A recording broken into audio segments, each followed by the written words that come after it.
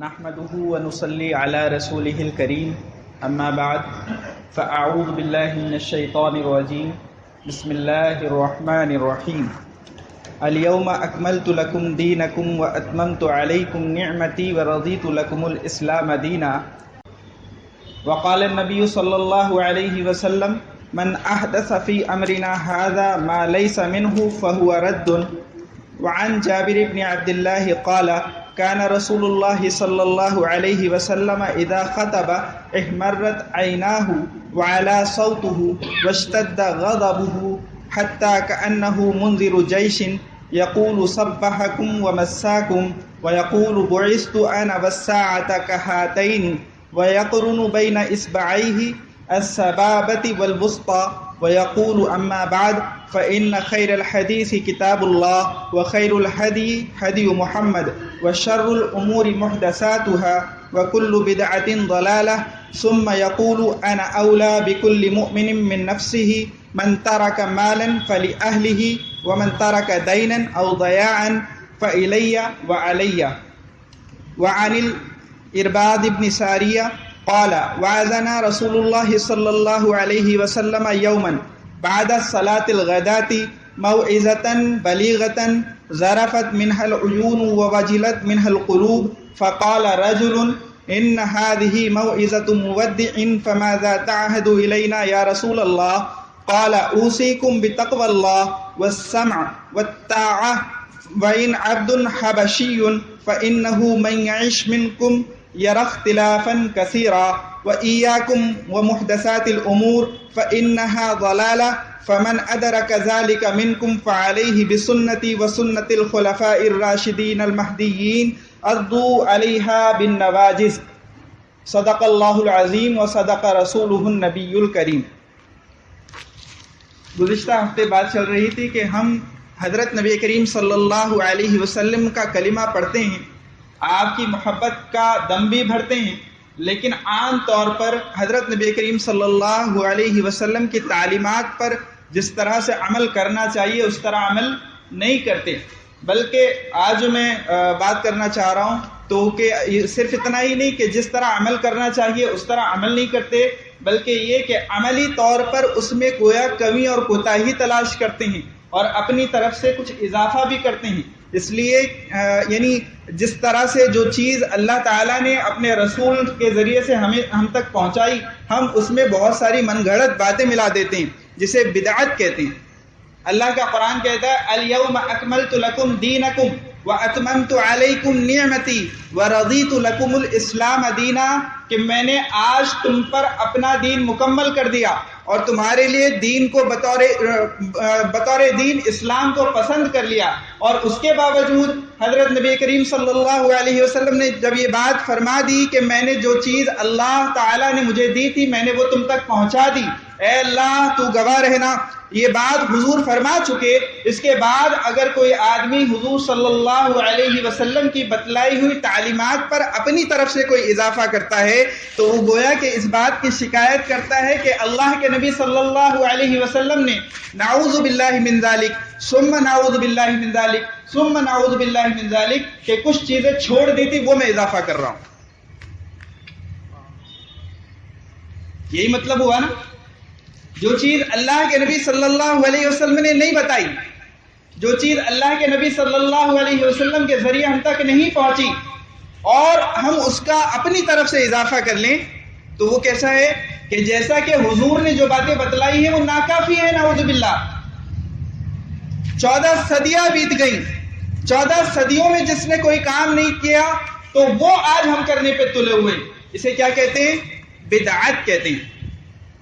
میں نے 2 حدیثیں آپ کے سامنے پڑھی، ایک مسلم شریف کی ہے اور ایک ترمذی شریف کی.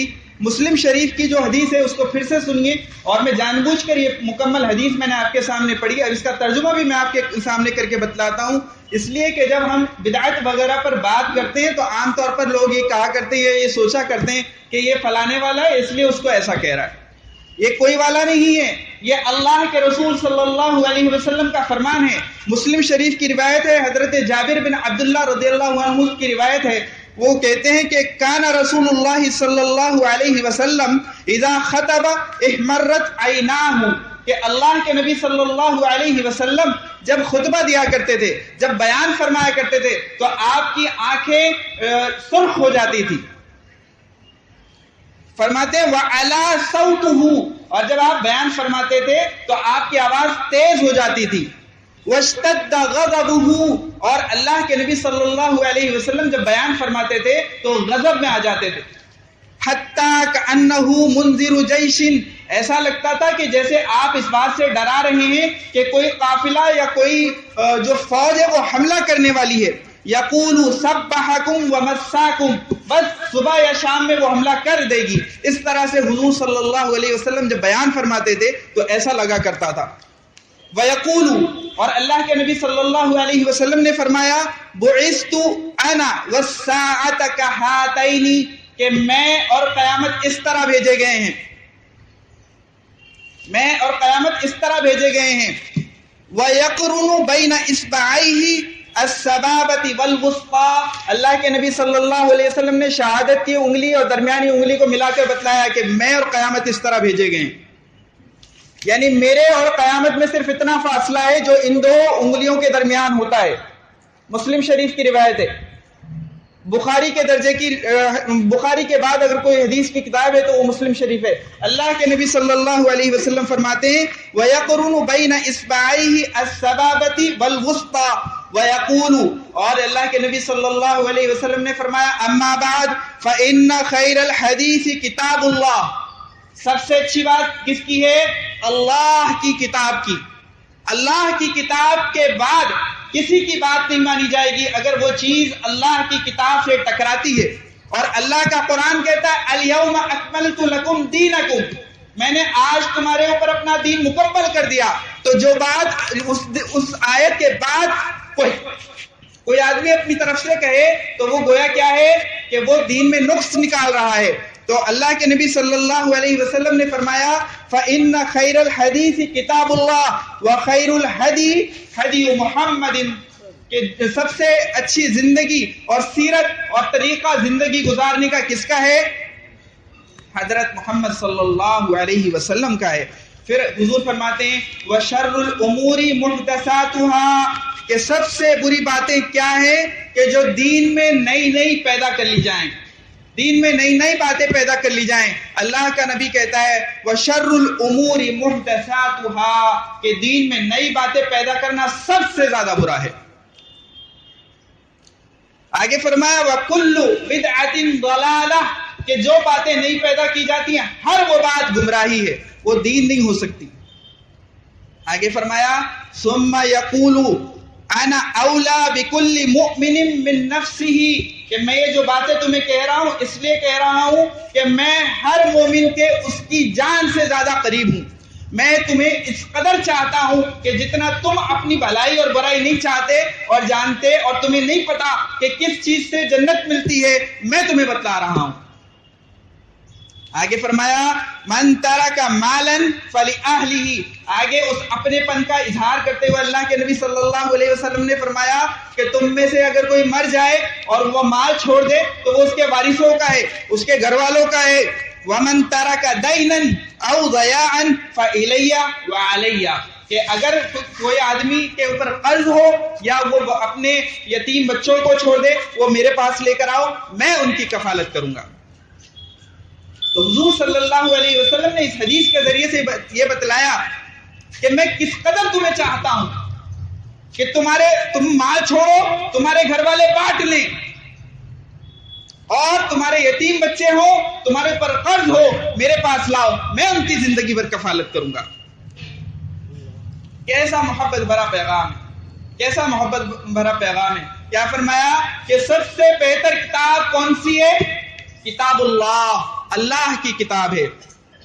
اور سب سے پیاری سیرت کس کی ہے؟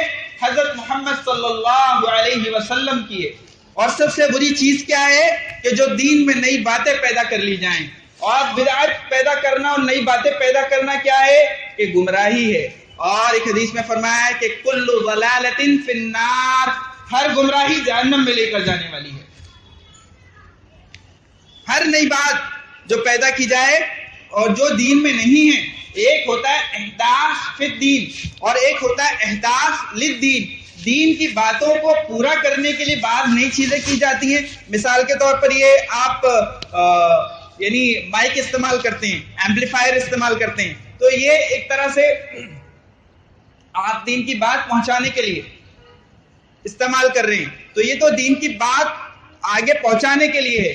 جیسے حضرت عمر رضی اللہ عنہ نے بعض چیزوں کو اپنے زمانے میں شروع کیا, بعض چیزوں کو حضرت عثمان رضی اللہ عنہ نے اپنے زمانے میں شروع کیا, تو وہ تو کیا ہے, وہ احداث للدین ہے, وہ نئی باتیں دین کو پورا کرنے کے لیے ہیں. اور ان کی باتیں جو خلفائے راشدین ہیں ان کی باتوں کا ماننا تو خود حدیث میں داخل ہے. جیسے میں نے آپ کے سامنے دوسری حدیث پڑھی, اس کو بھی حضرت عرباض بن ساریہ روایت کرتے ہیں, وعظنا رسول اللہ صلی اللہ علیہ وسلم یوما, اللہ کے رسول صلی اللہ علیہ وسلم نے ایک دن ہمارے سامنے بیان کیا, بعد صلاۃ الغداۃ, فجر کی نماز کے بعد, موعظۃ بلیغۃ, بہت پیارا ایسا واعظ جو ہمارے دلوں کو چھو گیا, ذرفت منہ العیون, آنکھیں بھر آئیں, ووجلت منہ القلوب, اور دل اس سے دھڑکنے لگے. فقال رجل, ایک آدمی نے سن کر کہا, ان هذه موعظۃ مودع, کہ یہ تو ایسا لگتا ہے کہ کسی ودا ہونے والے کی بات ہے. جب کوئی ودا ہو رہا ہوتا ہے تو وہ اس طرح بات کرتا ہے کہ آنکھیں بھر آتی ہیں اور دل زور زور سے دھڑکنے لگتا ہے. فماذا تعهد الینا یا رسول اللہ, اے اللہ کے رسول ہمیں ایسا لگ رہا ہے کہ آپ ہم سے ودا ہونے والے ہیں, آپ ہمیں بتلائیے آپ ہمیں کیا وصیت کرتے ہیں.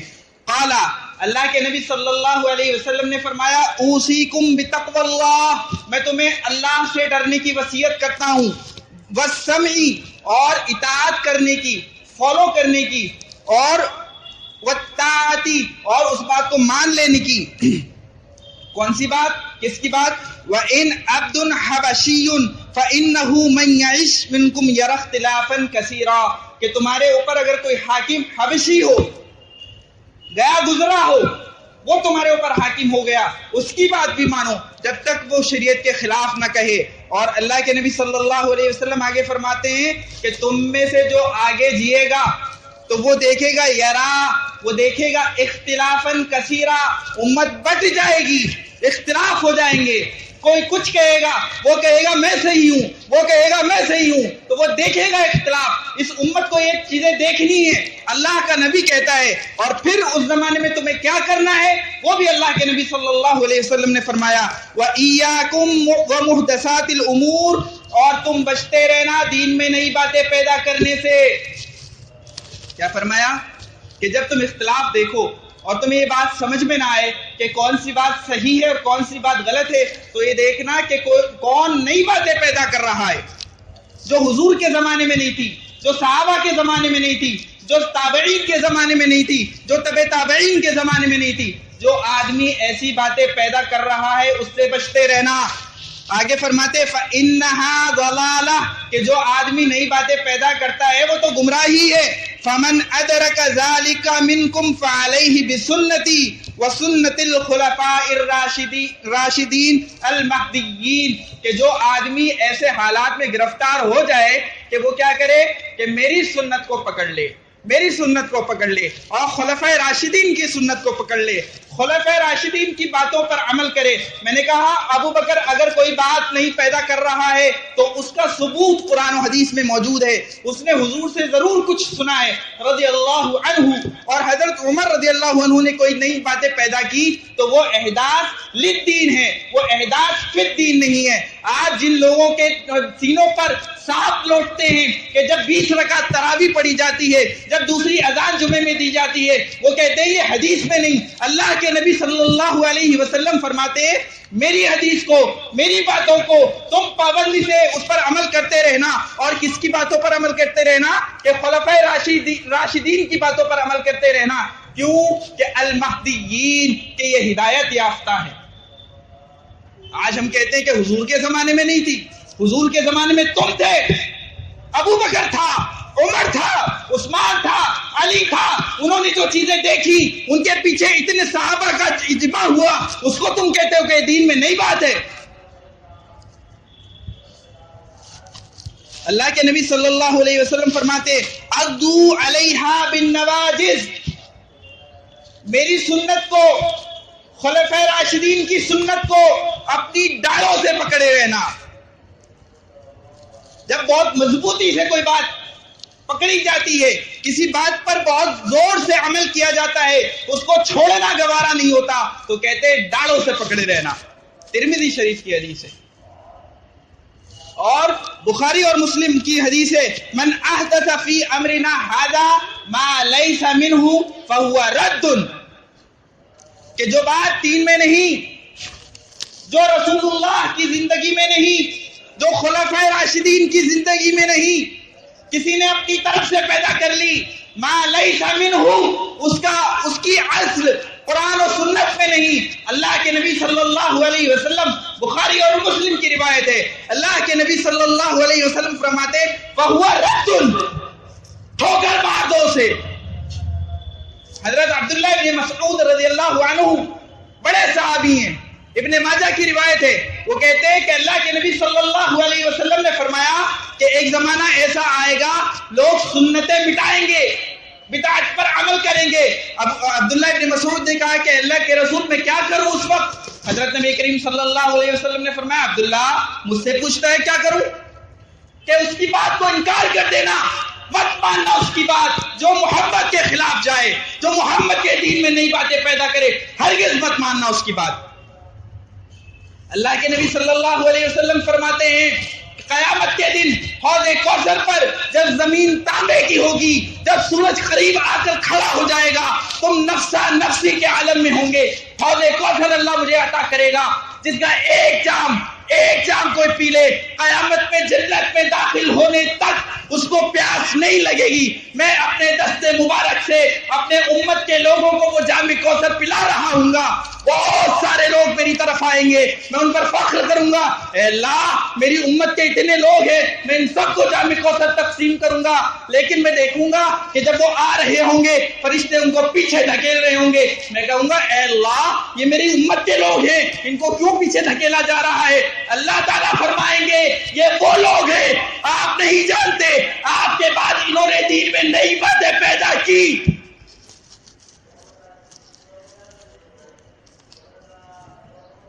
نبی کی سنت کافی نہیں،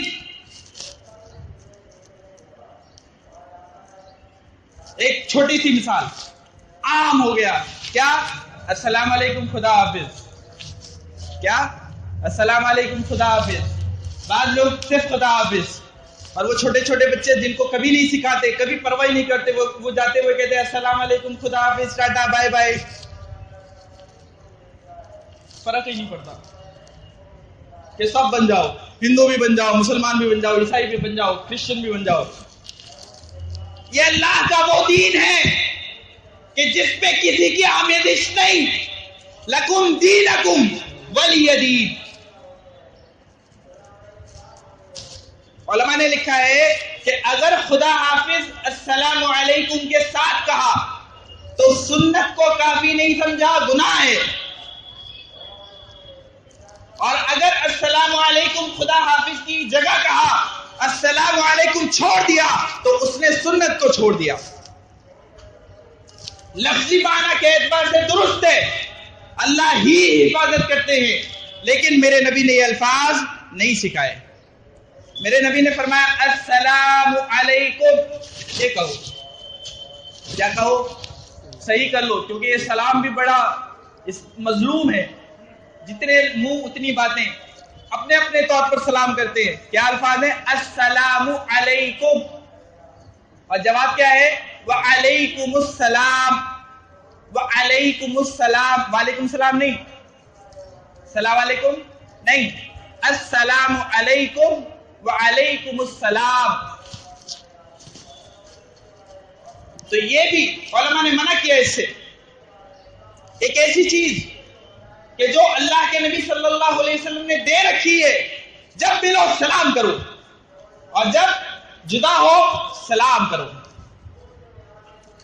افشوا السلام، سلام پھیلاؤ، سلامتی میں رہو گے۔ ہم دیکھتے ہیں اپنے والا ہے تو سلام کریں گے، اونچی ٹوپی والا ہے تو سلام نہیں کریں گے. مسلمان ہے نا, مسلمان ہے نا, جس کی مسلمانی ظاہر ہو رہی ہے اس کو سلام کرو. ہاں کچھ اصول ضرور ہے. اگر وہ کوئی گناہ کا کام کر رہا ہے تو سلام نہیں کریں گے. وہ کوئی دینی یا دنیاوی کام میں مشغول ہے تو سلام نہیں کریں گے. غیر محرم ہے, خالہ السلام علیکم, دنیا بھر کی خالائیں بن گئی, نہیں کر سکتے. تو میں بات کر رہا تھا بدعت کی, اور بدعت صرف وہی نہیں کہ جو چیزیں اسلام میں نہیں ہیں اور وہ کر لیا تو بدعت نہیں, اتنا کافی نہیں. کوئی چیز مستحب ہے, شریعت پسند کرتی ہے اس چیز کو, لیکن آپ نے اس کے ساتھ معاملہ ایسا کر لیا جیسے واجب, یہ بھی بدعت ہو جاتا ہے, گناہ ہو جاتا ہے. آئی بات سمجھ میں؟ مثال کے طور پر عید کے دن لوگ گلے ملتے ہیں, معانقہ کرتے ہیں. تو اگر آپ یہ سمجھتے ہیں کہ عید کی نماز کے بعد گلے ملنا کیا ہے, سنت ہے, تو یہ بدعت ہے. آئی بات سمجھ میں؟ اگر آپ یہ سمجھتے ہیں, یہ سمجھ کر کرتے ہیں کہ عید کے دن عید کی نماز کے بعد گلے ملنا سنت ہے, تو یہ بدعت ہو جائے گا. اور آپ ایسا نہیں سمجھتے, کیوں محبت میں مل رہے ہیں, اس کو سنت نہیں سمجھتے, اس موقع پر سنت نہیں ہے. اپنے بھائی سے گلے ملنا گناہ کی بات نہیں, ثواب کی چیز ہے. مسافر پر اتنا اجر ہے. ابو داؤد شریف کی روایت ہے کہ جب آپ کسی سے ہاتھ ملاتے ہیں اور وہ ہاتھ جدا نہیں ہوتا, اللہ تعالیٰ مغفرت فرما دیتے ہیں. لیکن وہی بھائی دونوں ہاتھوں میں سامان لیے ہوئے, اب آپ کریں السلام علیکم, آپ اس کو تکلیف دے رہے ہیں. اب وہ یوں کرے گا, ایک ہاتھ میں لے گا, وزن پڑ جائے گا, کچھ تکلیف پہنچ جائے گی. ایسے موقع پر مصافحہ نہیں کرنا چاہیے. یا معانقہ, جہاں شہوت کا اندیشہ ہو وہاں معانقہ نہیں کر سکتے. تو میں بات کر رہا تھا بدعت کی. ایک اور بدعت نکالی ہے, کیا کہ جمعے کے دن کہتے ہیں جمعہ مبارک. اسٹیٹس پہ صبح ہی صبح سوشل میڈیا پہ چھا جاتا ہے جمعہ مبارک, جمعہ مبارک, جمعہ مبارک. فجر پڑھی نہیں, جمعہ مبارک. کس نے کیا جمعہ مبارک؟ کیا جمعہ اب مبارک ہوا؟ حضور کے زمانے میں مبارک نہیں تھا. ایک حدیث بتاؤ کہ ایک صحابی نے دوسرے صحابی کو کہا جمعہ مبارک.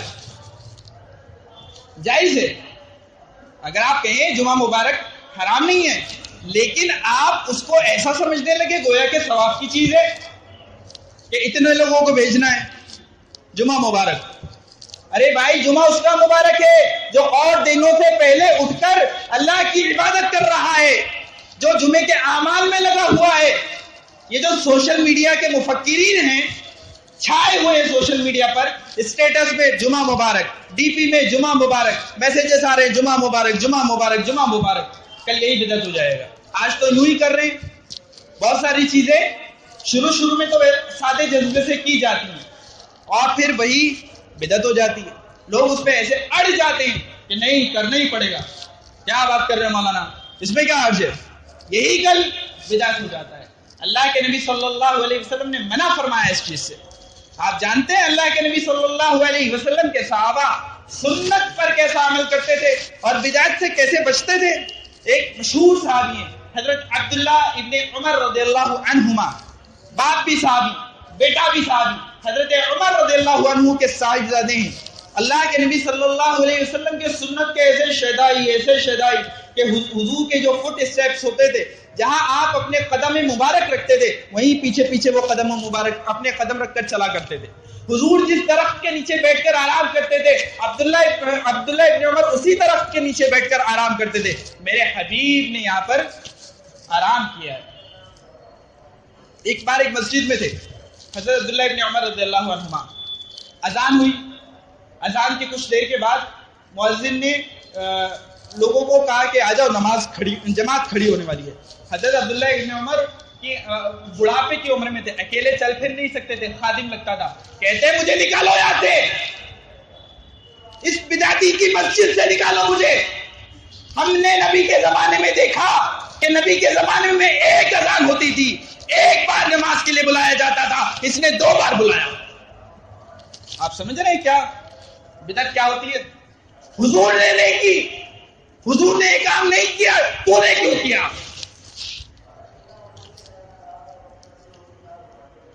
ایک صدی، 2 صدی، 3 صدی، 10 صدیاں بیت گئیں، 1000 سال بیت گئے، اللہ کے نبی صلی اللہ علیہ وسلم کی تعلیمات اسی طرح سے چلی آ رہی تھی۔ 200-300 سال پہلے انگریز جب ہندوستان میں آیا، اس نے مسلمانوں میں فرقہ پرستی ڈال دی، ان کو گروہوں میں تقسیم کر دیا، اور سب کہہ رہے ہیں کہ میں اللہ کے نبی کے دین پر ہوں۔ دکھاؤ مجھے ثبوت، جو تم کر رہے ہو اس کا ثبوت دکھاؤ۔ ابو بکر کی زندگی میں، عمر کی زندگی میں، عثمان کی زندگی میں، علی کی زندگی میں، آپ کے جوتوں میں بیٹھنے کے لیے تیار ہوں۔ نہیں دکھا سکتے؟ چھوڑ دو ایسی چیزوں کو، خود گمراہ ہو رہے ہو، پوری امت کو گمراہ کر رہے ہو۔ نبی کی محبت کے نام پر، نعت پاک کے نام پر تم بے ریش لڑکوں سے گواتے ہو۔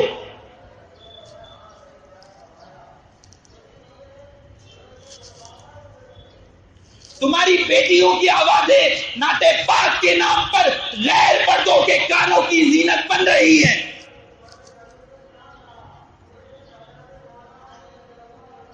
یہی دین دے کر گئے تھے میرے نبی، یہی دین دے کر گئے تھے۔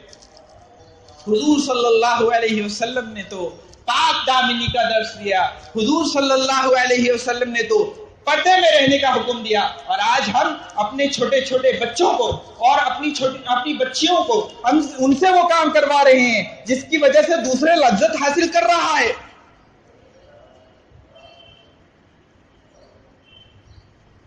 شرم آتی ہے مسجد میں ایسے ٹاپکس چھیڑتے ہوئے بھی۔ آج کہاں پہنچ گئے لوگ، اور کہتے ہیں کہ ہم نبی کے شیدائی ہیں۔ حضرت ابو ہریرہ رضی اللہ عنہ کی روایت ہے ترمذی شریف پہ، فرماتے ہیں کہ اللہ کے نبی صلی اللہ علیہ وسلم کا بہت کم ایسا ہوتا تھا کہ آپ جمعے کے دن روزہ نہیں رکھتے تھے، نفل۔ بہت کم ایسا ہوتا تھا کہ حضور صلی اللہ علیہ وسلم جمعے کے دن روزہ نہیں رکھتے تھے۔ اسی ترمذی شریف پہ روایت ہے، اللہ کے نبی صلی اللہ علیہ وسلم نے جب دیکھا کہ امت کے بہت سارے لوگ جمعے کے دن روزہ رکھنے لگے تو آپ نے یہ گمان کیا کہ یہودیوں کی طرح، کہ جس طرح وہ اپنے یہاں سنیچر کو بڑا دن سمجھتے ہیں، اور عیسائیوں کی طرح جس طرح وہ اپنے یہاں سنڈے کو بڑا دن سمجھتے ہیں، کہیں یہ امت اپنے اوپر جمعے کے دن کے روزے کو ضروری نہ کر لے۔ حضور نے فرمایا کوئی جمعے کے دن روزہ نہ رکھے۔ جو چیز غیر ضروری ہے اس چیز کو تم نے ضروری ٹھہرا لیا، جس چیز کا ثبوت حضور سے نہیں، صحابہ سے نہیں، تابعین سے نہیں، تبع تابعین سے نہیں، خیر القرون کی 3 صدیاں بیت گئی، جس کی اصل وہاں موجود نہیں، آج تم کہتے ہو کہ نبی کے نام پر ہم یہ کر رہے، یہ دین ہو جائے گا؟ میں نے پچھلے جمعے میں کہا تھا کہ ایک کہاوت ہے اور بڑی پیاری کہاوت ہے کہ بنیے سے سیانہ سو باولا۔ جو اپنے آپ کو کہتا ہے میں بنیے سے زیادہ جانتا ہوں، اس سے زیادہ ایکسپرٹ ہوں، وہ باولا ہے، بے وقوف ہے۔ جو حضرات صحابہ کرام سے زیادہ حضور کی محبت کا دم بھرتا ہے، جو کہتا ہے کہ حضور کی محبت ہمیں زیادہ ہے اس لیے ہم یہ کر رہے ہیں، وہ جھوٹ کہتا ہے، وہ صحابہ پر الزام لگاتا ہے کہ تم نے نہیں کیا، تم نے چھوڑ دی، ہم کر رہے ہیں۔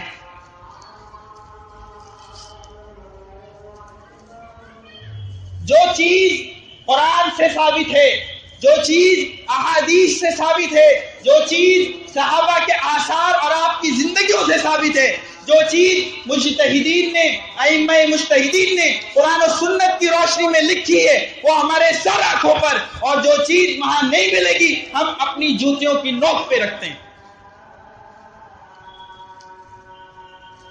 کوئی بڑی توپ ہو ہم اس کی بات نہیں مانتے۔ الیوم اکملت لکم دینکم واتممت علیکم نعمتی نعمت تھی، تمہارے اوپر نعمت پوری کی جا چکی، اب کوئی بات نعمت نہیں ہے اس کے علاوہ جو قرآن میں ہے، جو سنت میں ہے۔